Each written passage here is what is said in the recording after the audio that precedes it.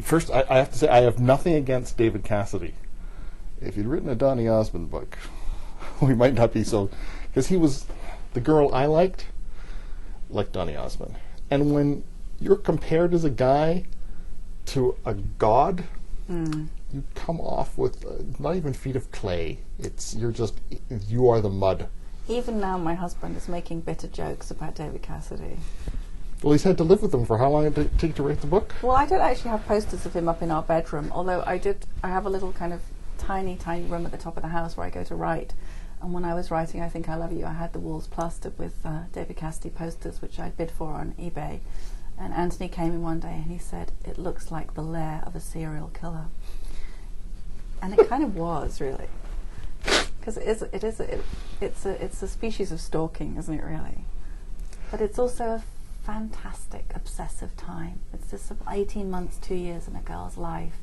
It's the Cape Canaveral of the hormones, the estrogens kicking in.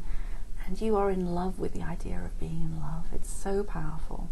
And as a male, I don't expect you to understand it, but your girlfriend who loved Donny Osmond, it's just consuming. It doesn't mean she didn't like you. You just weren't the god at the time. Do we separate you from Petra, and how do you choose to do that, and how is she different? Petra was growing up in South Wales, which is where I grew up, in a kind of post-industrial community, as they now describe it. So that's where she would be, and she is sensitive. She's very musical. She's a cellist. I was never a cellist, or much though I would love to have been. I certainly don't have her parents, although I was brought up in quite a reproving Welsh Baptist community. The Welsh mother of that era could teach the Taliban something about repressing vanity and not wearing inappropriate clothing, shall we say. So it was a constant battle to wear anything fashionable. So I share that in common with her. She's 13, and I think all of my girlfriends, when I spoke to them, said I would not go back to being 13 for £1 million. So it's a really tricky part of a girl's life. You're just not feeling comfortable in your own skin, and then you start to project onto this teen idol, and it's incredibly common. David Cassidy had apparently had 30 million girls in his fan club, so I was up against quite stiff competition. So yes, so Petra and I share that in common. We have our little talismans of David Cassidy memorabilia, and we learned everything about him. The whole point is the more knowledge you can master of your special subject, the more guaranteed it is that you're going to get married to him on a beach in Hawaii. Yeah, that's the moment where you're struggling with that logical leap, aren't you? It's that disconnect. The thing is, we can sit here now and smile benignly at one's younger self and how absurd. But it's powerful. It goes on being powerful. A few years ago, when I was thinking about this novel, I thought I remember more about David Cassidy than I do about guys I've actually been out with. And why is that? So I got to thinking about that, and I think this is the great dress rehearsal for love. You're in love with the idea of being in love. You're trying it out for size. And not only is it a period of incredible romantic yearning, it's also brutal and vicious. If you've ever been in a stadium where there are 50,000 girls screaming at the guy on the stage, somebody once compared it to lionesses when Christians were about to be thrown into the ring. That's the ferocity of it.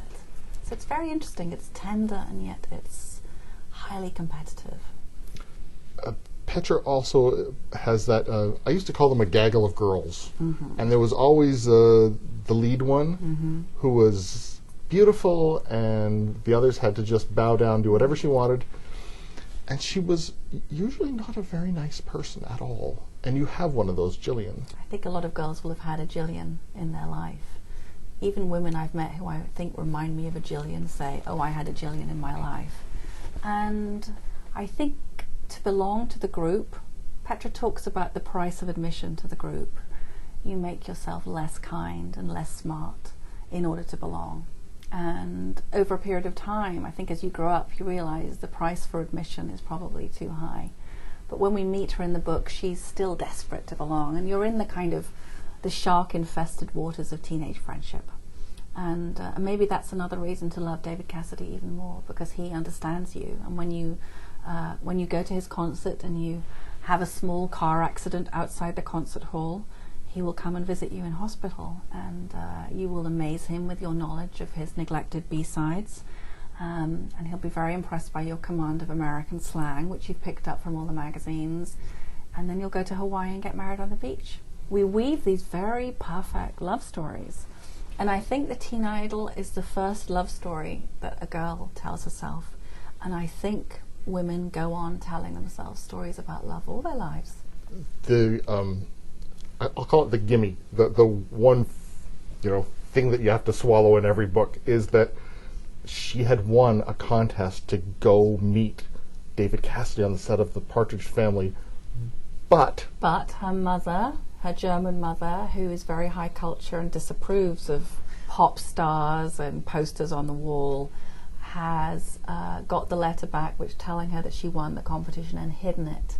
And Petra doesn't find the letter until the day after her mother's funeral, when she is going through a divorce, and she thinks it's ridiculous. How ridiculous would it be to go in pursuit of your young, deluded self?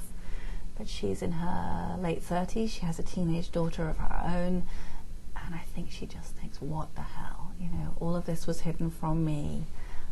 I was never allowed to take it. And there's a bit I have in the novel, which is a lovely bit of T.S. Eliot, footfalls in the memory, the doors we did not open.